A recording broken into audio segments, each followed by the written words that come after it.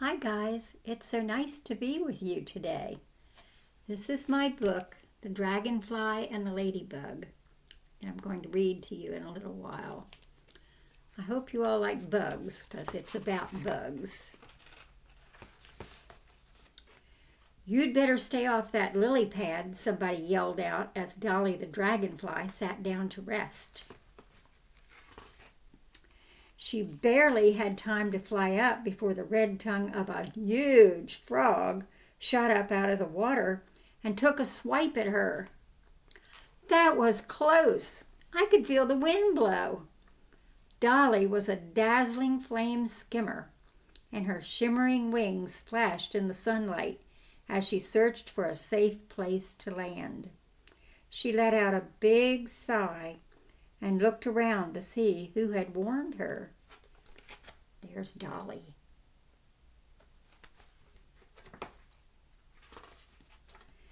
"Don't you know better than to sit on a lily pad?"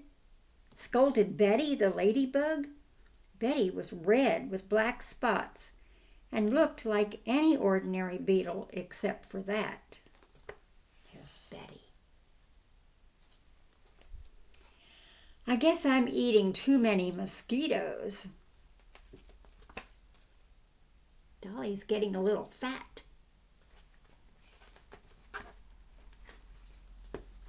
"I got sleepy and wanted to nap," Dolly admitted, making excuses for her dangerous and almost fatal behavior. She still smelled that frog's bad breath. "Let your guard down again and you'll end up as somebody's dinner." With that remark, the little red ladybug flew away to a pretty green plant on the shore. There's the froggy that almost got her.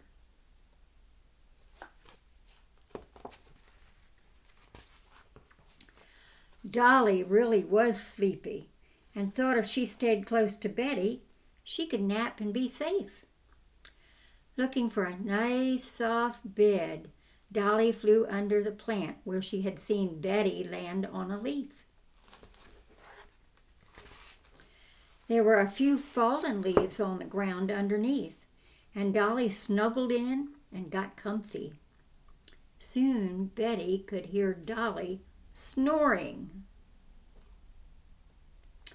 Betty continued munching on an aphid she found under her leaf. Aphids were her favorite food. They were fat and juicy. There's Dolly eating an aphid.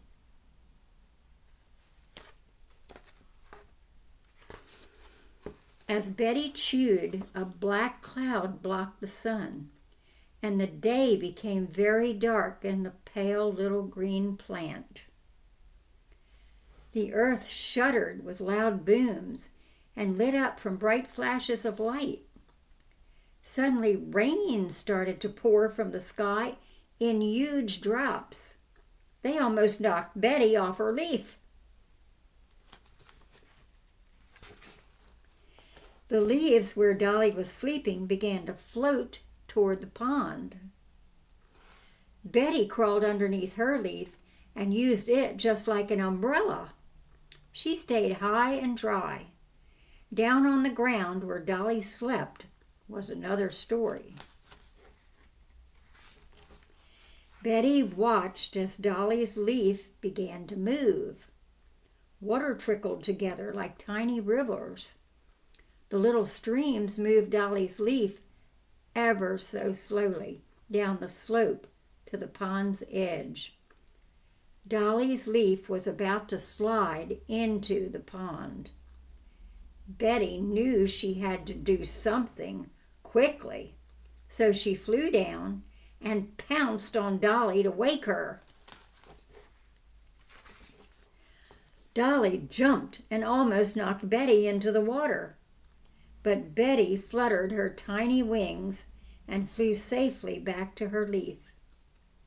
The rain beat Dolly down to the mushy ground at the edge of the pond, but Dolly flapped and flapped her 4 silvery wings until she was back safely underneath the plant with Betty. "Thanks for saving me again," Dolly said sheepishly. "I'm Dolly, but I don't think I caught your name."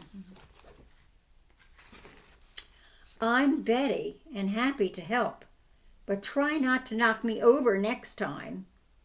"Sorry about that," said Dolly. Even though they were very different, Dolly and Betty became good friends. They always stayed near each other after that.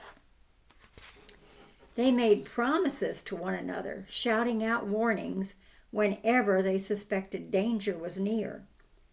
Good friends will always look out for each other, no matter what. Okay. And that's the story of Dolly and Betty.